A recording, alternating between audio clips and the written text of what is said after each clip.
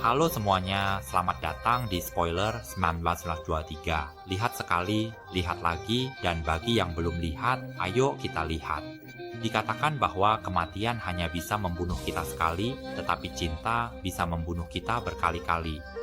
Mari kita menjelajahi jiwa bersama Siang ke dunia kematian untuk bertemu dengan orang yang kita cintai dan yang pernah kita cintai dalam film Sampai Roti yang merupakan kelanjutan dari Taiban The Series 2.2. Bagi yang sudah datang, silakan berdoa dan tekan like. Harga tiketnya selalu menjadi penyemangat. Hari ini Bibi Caem punya jajanan hati renyah untuk dibagikan di teater. Peringatan, klip ini merusak konten penting film. Pemirsa berusia di atas 18 tahun disarankan untuk tidak membawa anak-anak. Wanita lanjut usia. Salah jantung harus dalam perawatan dokter. Pemirsa kesepian disarankan mencari bantal. Yang punya pasangan, peluk erat. Orang menonton dan mendengarkan.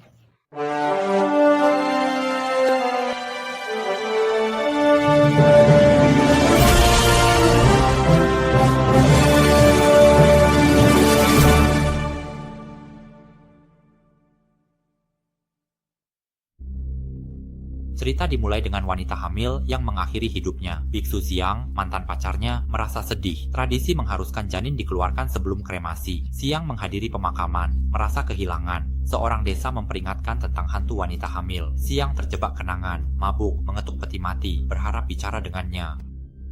Jika wanita meninggal hamil, janin harus dikeluarkan. Siang sedih mengetahui Bai Hao meninggal. Setelah Bai Hao meninggal, Siang terjebak dalam kenangan. Biksu kembali ke keluarga. Saksapruk, Jack, dan Gerd. Jack berbicara tentang kesehatan ayah mereka, menyarankan berhenti jadi sampaian. Kemudian gambar menunjukkan sampaian desa yang datang untuk memperingatkan Siang dan teman-temannya yang sedang duduk melingkar, mengatakan bahwa hantu yang meninggal saat hamil itu sangat menakutkan. Setelah Bai Hao meninggal, Siang terus terjebak dalam kenangan tentang Bai Hao dan tidak bisa melepaskannya. Suatu malam, ketika dia sedang mabuk, dia bahkan pergi untuk mengetuk peti mati Bai Hao, berharap bisa berbicara dengannya, karena sebelum Bai Hao meninggal, Siang belum sempat berbicara banyak dengannya.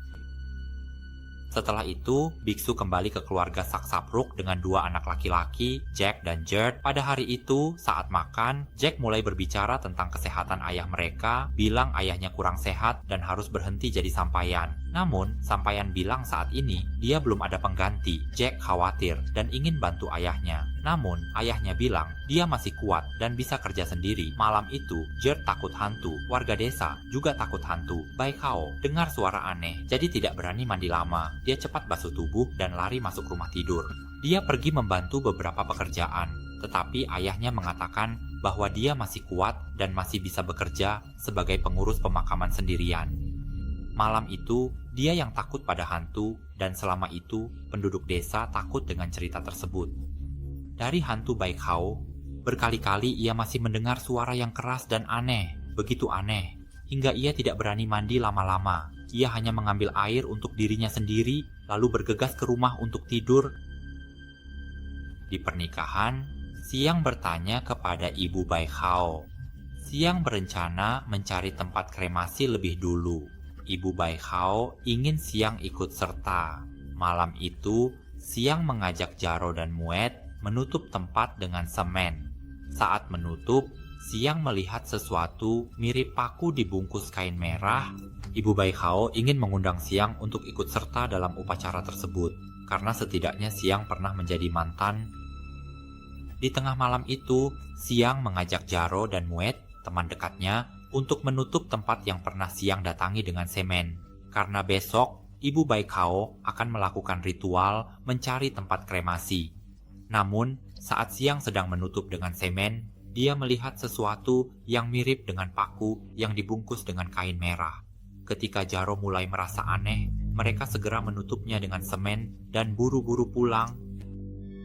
Keesokan harinya, Sak menjadi pemimpin upacara melempar telur untuk mencari tempat kremasi bagi Bai Hao. Selama itu, Sanya, pacar terakhir Bai Hao, meminta maaf kepada adik Bai Hao, mengatakan bahwa dia tidak pernah tahu bahwa Bai Hao menderita depresi. Sebelum upacara melempar telur dimulai, Semua orang yang memiliki hubungan dengan almarhum, termasuk mereka yang melakukan upacara, diharuskan untuk melempar telur. Namun, entah bagaimana, baik ibu Bai Hao maupun adik perempuannya, tidak ada yang berhasil memecahkan telur, sampai mantan pacar Siang ingin mencoba melempar juga. Namun, sebelum itu, pacar Siang yang sedang tidak ada di tempat karena sedang mengurus neneknya saat dia menjadi biksu, berusaha untuk menahan Siang, tetapi Siang tidak peduli dan meminta agar dia bisa mencoba melempar. Hasilnya, telur itu pecah. Bai Hao sudah punya tempat kremasi, tapi Siang merasa aneh seolah Bai Hao masih mengikutinya. Siang bertanya pada Jaro tentang telur yang pecah, dan Jaro bercanda bahwa Siang berhalusinasi. Sore itu, Siang berbicara dengan Jaro tentang mengapa telur yang dia lempar bisa pecah. Sementara keluarga Bai Hao dan pacarnya tidak ada yang berhasil memecahkan telur. Jaro pun menjelaskan dengan santai bahwa mungkin Siang melemparnya terlalu keras, jadi telur itu pecah. Namun, Siang merasa bahwa Bai Hao pasti ingin menyampaikan sesuatu padanya. Jaro pun menjawab dengan nada bercanda bahwa Siang hanya berhalusinasi dan sebaiknya istirahat yang cukup. Setelah itu, Siang mulai berpikir untuk menghubungi Bai Hao. Dia bertanya kepada neneknya tentang cara melihat hantu. Neneknya menjelaskan bahwa ada beberapa cara, seperti memakai jimat di punggung, melihat dari bawah ketiak dengan kepalan tangan menyentuh tanah, atau mengenakan pakaian orang yang sudah meninggal. Siang pun berusaha mendapatkan air mata dari anjing hitam, memanggilnya dengan penuh harapan. Yang mencoba melihat hantu di rumah Bai Hao. Dia memakai pakaian Bai Hao dan air mata anjing. Pipi Bai Hao muncul. Siang ingin mengembalikan pakaian. Malam itu, Siang mencoba semua cara untuk melihat hantu di depan rumah Bai Hao. Dia mulai dengan melihat dari bawah ketiak, tetapi tidak melihat apa-apa. Kemudian, dia mencoba mengenakan pakaian orang yang sudah meninggal, yaitu pakaian Bai Hao. Tetapi, penampilannya terlihat seperti seorang model jalanan yang terpuruk. Setelah itu, dia mengambil air mata dari anjing hitam dan mengoleskannya di matanya, sambil mengingat Bai Hao dan menutup matanya. Dan saat suara itu membuka matanya, dia hampir terkejut ketika dia bertemu dengan paman Bai Hao yang ada di sana dan muncul berdiri di depannya. Ketika suara itu melihat itu, dia membuat alasan dan berkata bahwa dia hanya ingin memeriksa set slip tersebut sebelum menariknya dan menyerahkannya kepada bibinya, lalu buru-buru berlari kembali ke rumah Pai. Pada malam, sekelompok remaja desa Thailand mencari jangkrik dan bertemu hantu Bai Hao, membuat mereka berlari ketakutan. Mereka melihat hantu Bai Hao di belakang sepeda motor salah satu anak muda sehingga dia berlari pulang. Di sisi lain, remaja desa yang berkumpul melihat Bai Hao berjalan di jalan. Sebelum hantu itu menatap mereka, salah satu dari mereka menyadari temannya adalah hantu Bai Hao, menyebabkan keributan. Keesokan harinya, Sak dan Jerd mengadakan upacara pemakaman. Di rumah ada ketukan peti mati untuk memanggil arwah. Ketukan ini berkomunikasi dengan orang meninggal. Perlahan masukkan nasi yang sedang berjalan di jalan sebelum hantu nasi itu muncul dan berdiri tak jauh dari situ sambil menatap. Setelah beberapa saat, salah satu orang di rombongan itu melihat seorang teman yang sedang duduk sebagai hantu berwajah putih, nyaris menimbulkan suatu masalah. Keesokan harinya, Sampayan dan Jerd mengadakan upacara pemakaman, mengetuk peti mati untuk memanggil arwah. Tukan ini dipercaya bisa berkomunikasi dengan orang meninggal. Setiap malam upacara, mereka melakukannya. Sementara itu, Siang, setelah gagal melihat hantu dengan cara neneknya, bertanya kepada Heapong, teman biksunya, tentang cara menghubungi orang meninggal. Temannya menyarankan Siang membuat Bai Hao menjadi sistem informasi seperti AI dan melihatnya dengan kacamata VR, meski itu bukan cara berkomunikasi dengan hantu. Dia juga menyarankan Siang mencari orang yang bisa melihat hantu dan bertanya kepada Robert, hantu di kuil. Setelah gagal melihat hantu dengan cara nenek, Siang bertanya pada Heapong, teman biksunya, tentang cara menghubungi orang meninggal. Temannya menyarankan membuat Bai Hao jadi sistem AI dan melihatnya lewat VR. Namun, itu bukan cara berkomunikasi dengan hantu. Temannya juga menyarankan mencari orang yang bisa melihat hantu, seperti Robert, hantu gila di kuil. Robert pernah bicara dengan ibunya yang meninggal. Karena ingin menghubungi Bai Hao, Siang memutuskan bicara dengan Robert, menanyakan cara bicara dengan orang meninggal. Namun, Robert tidak tertarik, hanya mengerjai Siang dengan menepuk kepalanya sebelum Siang lari dari kuil, tapi itu bukan cara untuk berkomunikasi dengan hantu. Teman biksu itu menyarankan bahwa jika Siang benar-benar ingin melihat hantu, mengapa tidak mencari orang yang bisa melihat hantu? Dia menyarankan Siang untuk bertanya kepada Robert, hantu gila yang sering muncul di kuil. Teman biksu itu juga menambahkan bahwa hantu gila Robert pernah berbicara dengan ibunya yang sudah meninggal. Ketika Siang mendengar hal itu, karena dia sangat ingin menghubungi hantu Baikao, dia memutuskan untuk mendekati hantu gila Robert dan bertanya tentang cara berbicara dengan orang yang sudah meninggal. Namun, tampaknya hantu gila Robert tidak peduli sama sekali. Dia hanya ingin mengerjai Siang dengan menepuk kepalanya 3 atau 4 kali sebelum Siang berlari keluar dari kuil. Juru kunci truk membawa Jade ke pemakaman untuk anak yang meninggal mendadak. Jenazah yang meninggal tidak wajar harus dibalik dan telungkup sebelum dibakar. Ibu dari orang yang meninggal menggunakan sendok di lokasi kejadian. Ritual ini untuk menyembunyikan roh. Sok berarti mengambil atau menyendok, dilakukan saat keluarga mengalami kesedihan. Ritual ini dilakukan di keluarga yang mengalami musibah melakukan ritual di lokasi kejadian untuk mengundang roh kembali. Tujuannya memperbaiki kondisi fisik dan mental. Mereka membawa bunga dan lilin serta mengajak kerabat dekat agar roh merasa senang dan kembali. Ini akan membantu mengurangi rasa sakit atau membuat kondisi mental kembali normal. Orang yang melakukan ritual akan membawa kerucut bunga, lilin, dan kerucut makanan untuk diletakkan di sana, lalu menggunakan sendok untuk mengambil roh di lokasi tersebut sambil mengundang roh untuk kembali ke rumah.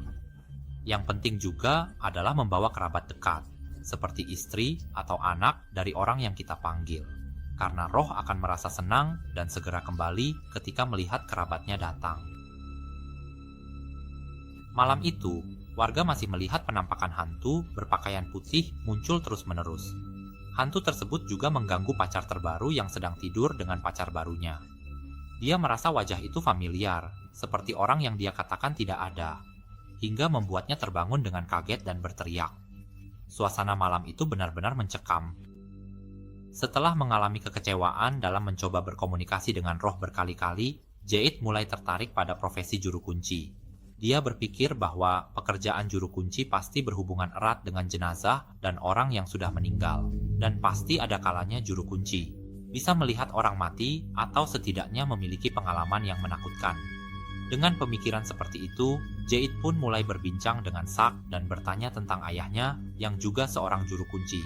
Sebelum dia mengungkapkan bahwa dia ingin sekali melihat hantu dan menganggap Sak sebagai idolanya, Sak jatuh dari tangga saat pemakaman karena kesehatan buruk, kakinya terkilir, harus pakai kursi roda di puskesmas. Jade tahu dari Jack bahwa ayahnya kanker stadium 3. Jade tanya kenapa ayahnya tidak ke dokter. Jack bilang ayahnya menolak dokter sejak 2 tahun lalu. Hari ketiga, Sak pakai kursi roda temui teman untuk jadi juru kunci, tapi ditolak. Sak pakai kursi roda untuk upacara pemakaman, sering kecelakaan. Sore itu, Jade tanya Sak cara pisah jiwa. Sak tanya, untuk siapa? Jade jawab Baikao.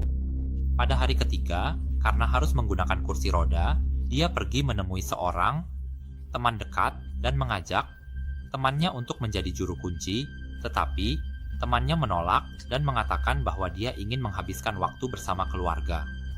Setelah itu, Sak harus menggunakan kursi roda untuk menjalani upacara pemakaman bagi warga dengan sangat kesulitan, hingga terkadang menyebabkan kecelakaan dan kerusakan. Pada sore itu, Jade bertanya kepada Sak tentang cara memisahkan jiwa. Sak pun bertanya, kamu mau memisahkan jiwa untuk siapa? Jade menjawab bahwa dia ingin memisahkan jiwa untuk Baikao. Sak segera memperingatkan bahwa roh yang meninggal secara tragis harus menjalani ritual pengendalian roh, karena jika tidak, akan sangat berbahaya. Jade yang melihat bahwa Sak adalah orang yang mengendalikan roh Baikao, ingin agar Sak membatalkan pengendalian itu. Tetapi Sak menolak dan mengatakan bahwa itu sangat berbahaya. Dan jika pengendalian itu dibatalkan, dikhawatirkan roh Baikao akan muncul dan mengganggu warga.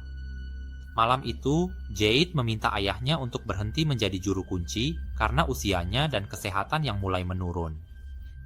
Mendengar hal itu, Sak bertanya, kalau kamu berhenti, apakah kamu akan menjadi juru kunci menggantikan ayahmu? Sepertinya Jade tidak ingin menjadi juru kunci menggantikan ayahnya, tetapi dia ingin ayahnya berhenti dari pekerjaan itu. Dan pada hari berikutnya, Jade mendapatkan ide brilian dan mulai mencari orang untuk menggantikan ayahnya sebagai juru kunci. Dia pergi meminta izin kepada kepala desa dan mengumumkan lowongan juru kunci di pengeras suara desa sebelum membagikan selebaran, dan bertanya kepada warga atau orang-orang yang dikenalnya yang mungkin bisa menjadi juru kunci menggantikan ayahnya. Namun, tampaknya tidak ada warga yang tertarik. Akhirnya, Jade kembali dan memberitahu ayahnya bahwa tidak ada orang yang mau menjadi juru kunci menggantikan dirinya. Tapi dia sendiri juga tidak berani melakukannya sendirian. Jade membawa ayahnya ke Siang yang mencoba memisahkan jiwa dan meminta Prim menjaga. Saat Sak bertemu Siang, dia bertanya apakah Siang ingin bertemu Baikao. Siang menatap Jade seolah memilih pasangan juru kunci. Sak mengatakan jika Siang ingin bertemu Baikao, dia harus menjadi pasangan juru kunci Jade. Jika berhasil, harta akan datang. Siang setuju menjadi juru kunci. Sak mengajarkan cara menjadi juru kunci kepada sebelum bisa bertemu dengan Baikao. Siang akhirnya setuju untuk menjadi juru kunci. Pertama-tama, Sak mulai mengajarkan cara menjadi juru kunci kepada Jade dan Siang. Sementara itu, hantu Baikao terus muncul dan terlihat oleh warga, membuat mereka mulai merasa ketakutan. Di sisi kolam, Sak mulai mengajarkan cara memisahkan jiwa kepada Jade sesuai janji. Sak menjelaskan bahwa misahkan jiwa adalah ketika kita membawa jiwa kita untuk pergi kemana saja, seperti saat kita bermimpi, tetapi ini terjadi secara nyata. Dia juga memberikan contoh tentang hantu Robert yang pernah memisahkan jiwa untuk menemui ibunya yang sudah meninggal. Robert menjadi hantu karena dia tidak bisa mengembalikan jiwa dengan cepat, dan Sak memperingatkan bahwa ini adalah hal yang sangat berbahaya. Tapi Siang yang mendengar itu justru berbicara tentang hantu dengan serius, dan tampaknya tidak percaya pada peringatan yang diberikan oleh Sak. Malam itu, pelajaran menjadi juru kunci masih berlanjut. Di tengah-tengahnya, Sak memberikan selembar kertas kepada Siang dan memberitahunya bahwa itu adalah cara untuk memisahkan jiwa. Malam itu, setelah pukul Sanon Yikuni, Siang memanggil Jaro untuk membantunya melakukan ritual memisahkan jiwa. Dia memberitahu Jaro bahwa jika dia memisahkan jiwa dan mulai dari titik yang dekat dengan pedang, Jaro harus menanamnya. Karena jika dia kembali dan tidak bisa, Siang akan terjebak di dunia mimpi selamanya. Mendengar hal itu, Jaro menganggap Siang sudah gila, tetapi dia tetap bersedia untuk membantu. Setelah itu, Siang melakukan ritual pemisahan jiwa dan menutup matanya. Dia mulai melihat gambaran masa lalu bersama Baikao, dan jiwanya mulai melakukan perjalanan ke berbagai tempat. Di tengah perjalanan, dia mendengar suara Sak yang pernah memberitahunya bahwa ada 3 pilihan dunia yang bisa dia pilih: dunia roh, dunia kematian, dan dunia nyata. Namun saat ini, Siang merasa bingung tentang dunia mana yang sebenarnya dia berada. Tiba-tiba, jiwa dia terjun ke dalam air, seolah-olah membuat jiwanya mati. Sebelum jiwanya membawanya melewati dunia kematian menuju dunia roh, setelah beberapa saat, jiwanya membawanya ke suatu tempat yang mirip dengan padang yang dipenuhi bunga bercahaya dan bunga yang bersinar tersebar di mana-mana. Dia juga melihat seolah-olah ada seseorang yang berdiri membelakanginya dari kejauhan. Tetapi pada saat itu, api yang dia nyalakan mulai padam. Ketika Guru Rod melihat hal itu, dia berusaha membangunkan Siang dengan menjatuhkan dirinya ke depan, sehingga jiwa Siang kembali. Dia terbangun dengan kaget. Dan setelah Siang bangun, dia berusaha memberitahu Jaro bahwa dia benar-benar bisa memisahkan jiwa. Namun, Jaro hanya menganggap bahwa Siang hanya bermimpi. Setelah Suara merasa bahwa itu berhasil, dia pergi meminta bantuan hewan untuk melakukan ritual pengusiran roh lagi. Kali ini, dia ingin segera menghubungi Baikao karena pada kesempatan sebelumnya, jiwanya bertemu Baikao, tetapi dia belum sempat berbicara dengannya sebelum semuanya berakhir. Namun kali ini, Sak membawa Suara untuk melakukan ritual di tempat penyimpanan jenazah Baikao, sehingga jiwanya bisa lebih mudah dan cepat mencapai tempat di mana Baikao berada. Kemudian, Suara bertemu dengan Baikao yang sedang duduk di atap rumah. Suara pun menggunakan tangga untuk naik dan berbicara dengannya. Suara bertanya kepada Baikao, apakah dia baik-baik saja? Dan Baikao menjawab bahwa dia baik-baik saja dan meminta maaf karena tidak sempat menemuinya. Dia kemudian bertanya kepada Suara mengapa dia datang mencarinya. Suara menjawab bahwa dia merindukannya dan merasa bersalah serta ingin meminta maaf dengan mengatakan bahwa seandainya saat itu dia memutuskan untuk melanjutkan studi bersamanya, mungkin Baikao tidak perlu menghadapi situasi yang menyedihkan seperti itu. Suara tidak menyerah, berpikir Baikao tak perlu bertemu pria seperti itu hingga mengakhiri hidupnya. Suara ingin melakukan banyak hal dengan Baikao, tapi Baikao merasa itu sia-sia karena mereka tak saling mencintai. Suara tetap tidak percaya sebelum mendengar sinyal untuk karena saat ini mereka tidak saling mencintai, tetapi Suara tetap bersikeras tidak percaya. Sebelum mendengar sinyal untuk kembali ke tubuhnya, dia berkata, ingat janji kita untuk berlibur. Jika dia datang lagi, dia ingin mengajak Baikao ke air terjun. Baikao tersenyum sebelum Suara terbangun dengan air mata. Pengusiran roh kali ini membuat Suara bisa berbicara dengan Baikao dan dia merasa bahagia. Keesokan harinya, Suara menjalankan tugasnya sebagai penggali kubur sendiri. Karena takut salah, Suara mengundang teman biksu dan senior Herb untuk membantu. Sayangnya, bantuan itu tidak berguna dan malah memperburuk upacara karena orang yang meninggal menganut Kristen, jadi harus dipimpin pendeta.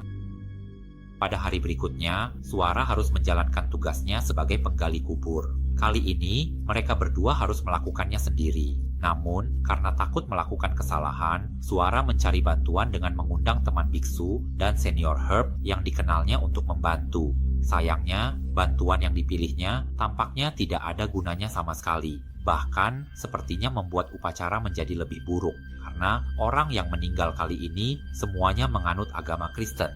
Jadi, mereka harus mengubahnya menjadi upacara yang dipimpin oleh pendeta. Mari kita bantu melakukan upacara pemakaman dengan cara Kristen. Pada acara selanjutnya, Suara datang untuk mengadakan pemakaman untuk anjing, yang tampaknya lebih megah daripada pemakaman manusia. Karena terlihat sangat mewah, anjing ini benar-benar mendapatkan pemakaman yang layak. Malam itu, Frapong dihadang oleh hantu Baikao, dan Herb yang lain juga melihat hantu Baikao muncul untuk menakut-nakuti. Keesokan harinya, kepala desa mengadakan rapat desa mengenai orang-orang yang diganggu oleh hantu Baikao. Mereka pun memutuskan untuk segera membakar jenazah Baikao. Pada saat itu, juga diumumkan jam malam agar penduduk desa tidak keluar rumah di malam hari untuk menghindari gangguan dari hantu Baikao. Suara, seorang penggali kubur, belajar banyak dari pekerjaannya. Suatu malam, dia dan Gert melakukan ritual pengusiran roh dengan bantuan hewan. Suara membawa ban pelampung, berencana. Suara belajar. Saat bertugas, Suara meminta bantuan hewan untuk ritual roh. Dia membawa ban pelampung dan akan ke air terjun dengan Baikao. Bahagia, Suara tetap bersama Baikao. Sebelum ritual, Suara tahu apa yang harus dilakukan.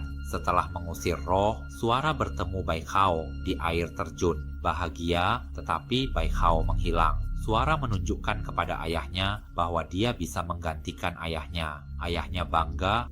Sebelum memulai ritual pengusiran roh kali ini, Suara sudah tahu apa yang harus dia lakukan agar bisa segera menemui Baikao. Ketika Suara berhasil mengusir rohnya, dia pun bertemu Baikao di air terjun. Seperti yang dia impikan, Suara bahagia, tetapi Baikao menghilang sebelum Suara kembali. Sebagai penggali kubur, dia tunjukkan pada ayahnya bahwa dia bisa menggantikannya. Ayahnya bangga. Hewan itu dengan kanker mulai batuk darah, tapi menyembunyikannya. Saat Gert ritual, hewan pingsan. Gert minta ayahnya bawa ke rumah sakit. Kondisi hewan memburuk. Suara terjebak mencari Baikao, sampai Baikao bilang harus pergi. Suara tak terima dan minta Baikao tinggal. Dia bilang tak ada yang lebih baik dari menemuinya tiap hari. Baikao bilang harus pergi, dan Suara tanya, apakah hari pemakaman Baikao sudah dekat? Namun, karena sakit kanker stadium akhir, hewan itu mulai batuk darah. Tapi, dia menyembunyikan hal ini dari Suara. Suatu hari, saat Gert sedang melakukan ritual, tiba-tiba hewan itu pingsan. Melihat situasi yang tidak baik, Gert segera meminta ayahnya untuk membawanya ke rumah sakit. Saat itu, kondisi hewan semakin memburuk. Sementara itu, di pihak Suara, dia terus terjebak dalam pikirannya tentang pengusiran roh untuk mencari Baikao sampai Baikao memberitahunya bahwa dia sudah bisa pergi. Namun, Suara tidak mau menerima kenyataan itu. Dia bahkan meminta Baikao untuk tinggal bersamanya, mengatakan bahwa bukankah baik jika dia bisa menemuinya setiap hari seperti ini. Baikao menjawab bahwa dia harus pergi, tetapi Suara tetap bersikeras dan bertanya, apakah hari pemakaman Baikao sudah dekat, sehingga dia harus pergi dari Suara, tapi dia ingin tetap bersamanya karena dia masih mencintainya. Baikao pun meminta Suara untuk menerima kenyataan. Suara menjawab bahwa dia sudah menerima kenyataan bahwa Baikao sudah meninggal dan dia juga menerima kenyataan bahwa Baikao tidak mencintainya lagi. Namun, dia hanya ingin meminta satu hal darinya, yaitu agar Baikao tidak meninggalkannya. Tapi Baikao tidak mengatakan apa-apa lagi. Sebelum mulai berjalan pergi, sinyal untuk Siang berbunyi, tapi dia tidak peduli. Tubuhnya terjebak hingga nenek menyiram air, membangunkannya. Siang marah nenek lupa membangunkannya. Siang mencoba menghubungi Baikao, tapi gagal. Hari itu pemakaman Baikao, Gerd memimpin. Siang datang mabuk, menangis merindukan Baikao. Saat Gerd menyalakan api untuk peti Baikao, dia menelepon. Prim menangis karena peduli. Siang mencoba menghubungi Baikao, gagal dan marah. Jaro mengajak Siang minum, memperingatkan kematian membunuh sekali, cinta berulang kali. Hari itu pemakaman Baikao. Jaro bertanya, apakah Siang ikut di upacara? Gerd memimpin. Siang datang mabuk, menangis rindu. Saat Gerd menyalakan api peti Baikao, dia mendengar ayahnya meninggal, terkejut dan pingsan. Dia meminta ibu Baikao menyalakan api. Siang melihat api, gila, mencari air untuk memadamkan. Teman-teman menahannya.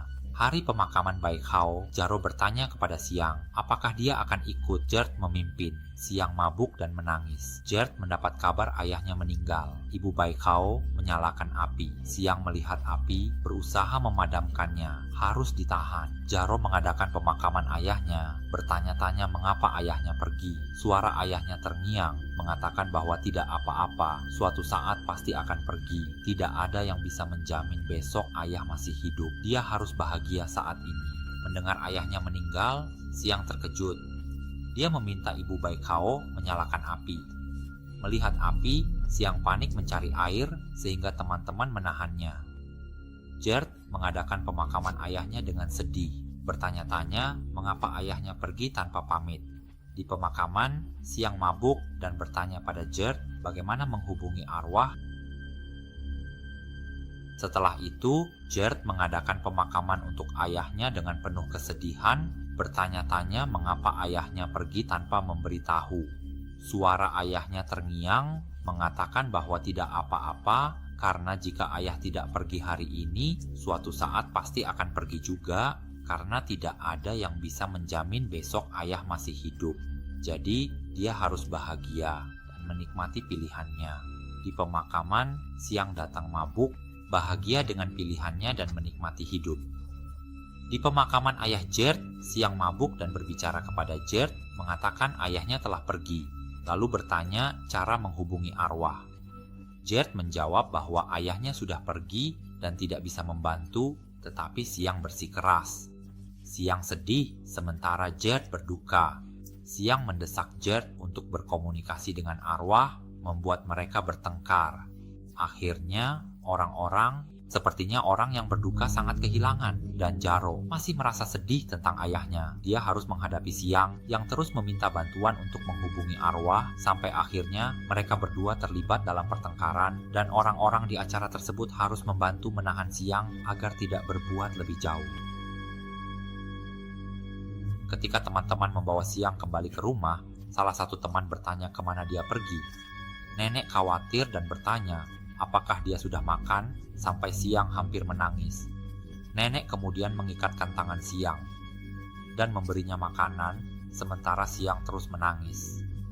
Saat itu, Siang mulai menyadari bahwa ada orang yang mencintainya, yaitu nenek, dan juga Prim yang selalu khawatir dan ada di sampingnya. Kemudian, suara orang beralih ke upacara menaburkan beras. Di pemakaman ayah Gerd, ritual ini mengusir hal buruk dan melambangkan perpisahan anak dan air. Beras ditabur saat jenazah dipindahkan ke kuil. Saat hidup pergi, kita tak bisa menghidupkannya lagi. Maka, kita harus berbuat baik selama hidup. Jaro dan Jackie, biksu baru, mengantar ayah ke surga sebelum upacara menabur uang. Dalam acara itu, orang berebut uang, sementara jenazah terbaring tenang, berbeda saat hidupnya yang berjuang untuk harta.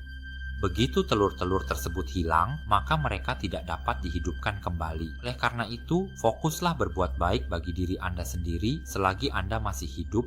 Setelah itu, Jaro dan Jackie, pria yang baru saja menjadi biksu, ikut mengantar ayah ke surga untuk terakhir kalinya sebelum ada upacara menaburkan uang. Dalam acara tersebut, terlihat bahwa saat orang-orang sedang berebut uang, jenazah yang terbaring tidak merasa ingin memiliki uang tersebut. Dia hanya terbaring tenang, berbeda dengan saat hidupnya yang harus berjuang untuk mendapatkan harta dan uang. Selain itu, menaburkan uang adalah cara untuk menciptakan kebaikan terakhir bagi orang yang telah meninggal. Selain itu, menaburkan uang adalah cara untuk menciptakan kebaikan terakhir bagi orang yang telah meninggal. Setelah itu, di malam hari ketika Siang terbangun di tengah malam, dia menemukan bahwa Yat dan Prim sedang tidur sambil memegang tangannya di kedua sisi. Hal ini membuat Siang menyadari dan kembali menjadi dirinya yang dulu. Sebelum Siang berbicara dengan penuh semangat kepada Prim, dia mengatakan bahwa dia akan mulai merayu Prim lagi. Namun, Prim menjawab, "Untuk apa merayu lagi? Karena sekarang kita sudah terikat satu sama lain." Dan kemudian, berakhir.